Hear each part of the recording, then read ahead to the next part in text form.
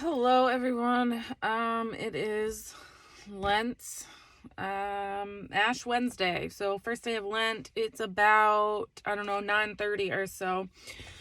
And honestly, I was debating if I should share a private revelation I had last Lent. Well, right before Lent, actually. It was last February. I've been meditating upon this, contemplating this, because I'm really nobody.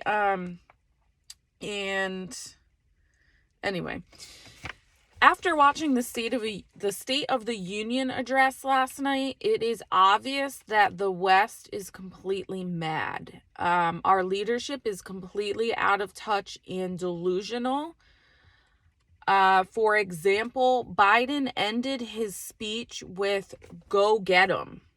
Go get who? Putin? Is that who we're picking a fight with? The EU or the UN delegates or whatever they're called won't even talk to the Russian representative. They walked out on him as he was trying to tell their side of the story. Russia has been essentially canceled from the world. But on top of that, Biden, who can't even put a sentence together, is up there spouting off about Putin and shit talking him, quite frankly. Like, really? That's the level we're on? And so he's up there talking about, praising the Ukrainians for fighting for their freedom, so to speak, taking up arms in the streets, I think is even what he says. And then in the same speech, he's telling Americans, you can't have high capacity magazines because deer don't wear Kevlar vests. That's a direct quote from the State of the Union address. So we're in a lot of trouble. I want you to understand, like, go and watch the State of the Union if you don't believe me how much trouble we're in. But they're completely out of touch and delusional. Like, this is a big game to them. Like, they're downplaying the fact that Russia has nuclear weapons, okay? And they've essentially, just the arrogance, the fake morality. Biden opens the speech with freedom triumphs over tyranny, but it wasn't Putin who forced vaccinations on his population. It's not Putin so I'm not even going to get into that. This is what I'm going to get into. Last February, I wrote it down in my journal. If you can see the date, 2/17/2021. This is what I had to say. First day of Lent, Ash Wednesday, received ashes sprinkled on the head. Because if you remember last year, there was no cross on the forehead because of the pandemic. Historically speaking, I had found that this is to symbolize mourning. Last week, the following happened. Monday, went to confession. Closed my eyes after communion and saw nuclear bombs. Now, I'm nobody. Don't take me seriously. But I will tell you, throughout my life, God has shown me real threats that ended up coming to pass. And it was a point of contention in my relationship with God for pretty much my whole life up until a couple years ago, because I didn't understand why he was showing me things that, in my opinion, I couldn't fix. I couldn't do anything about. And it caused me a lot of trouble, internal mental trouble. And what I have come to realize is that the reason he shows us things is so we can do something about it. And what can we do? Well, the answer is prayer. The answer is praying against this evil. The answer is the rosary. And also so that when these things do happen, we don't lose our faith, because God has warned us beforehand.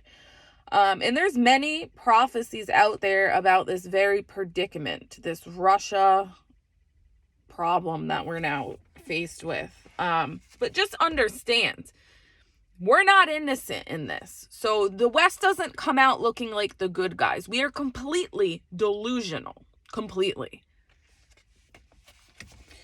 I also want to read from this book real quick, The Warning.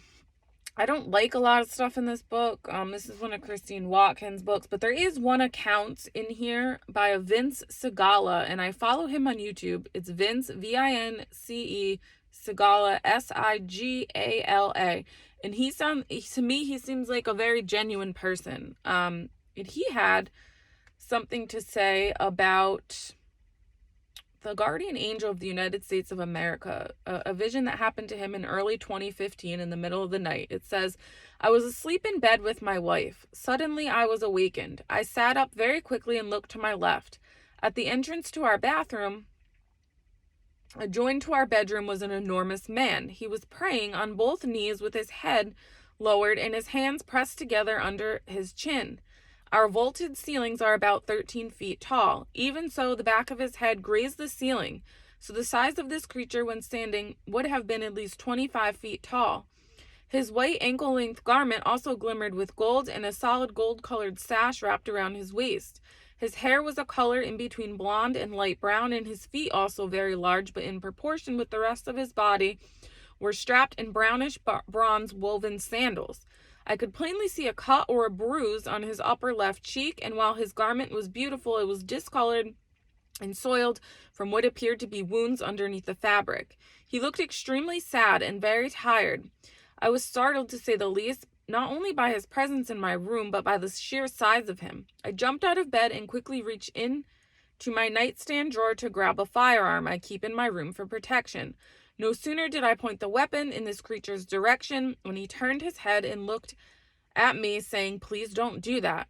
At these words, a great calm came over me. I lowered the weapon to my side and just stared at him. His face was gentle, as were his eyes, but he still appeared heavy-hearted. He then said, "Tell the people to pray the chaplet of divine mercy every day and to offer it in reparation for the sins committed by the United States." Then he was gone.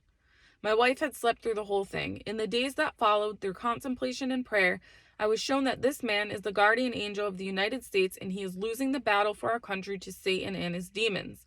Our prayers, specifically the one he requested, strengthen not only him, but all the angels who fight with him. He is petitioning us for help. I came to understand that we empower the angels through our prayers, just as we empower the demons with our sin. While our sin and indifference open the door to the devils and their curses, our prayers and petitions open the doors to God's strength and blessing. We are in desperate need of prayer and penance, of sacrifices for love of God that give way to waterfalls of grace. May we surrender all that we are and all that we have to Jesus before the day of justice arrives. Woe to those who would take this period of mercy for granted and put off their conversion, thinking that they can wait until the last hour. To grow in holiness can only come by way of God's grace and mercy. To grow in holiness takes time, and that time for grace and mercy is now. He also goes on to say that he saw the United States being, I don't know if he says it in here on one of his YouTube videos, but he saw the United States being chastised with nuclear weapons. So for the people watching the State of the Union address, and Kamala Harris and Nancy Pelosi and all the people in there with their Ukraine flags draped around their body. Listen, yes, support Ukraine. Pray for the people of Ukraine. I'm offering up my fast for Ukraine. But get off your high horse and show some humility. This is a world power with nuclear weapons, and you're up there acting like it's a baseball game. Like we've already won. Like they're delusional. They're completely delusional. And I suspect this is what a collapsing country looks like. I don't know what else to say. I'm not trying to fearmonger or scare anyone, but it's obvious these people are totally out of touch with reality. Completely. And so we need to pray. We need to pray the chaplet of divine mercy and whatever other devotion you feel called to pray.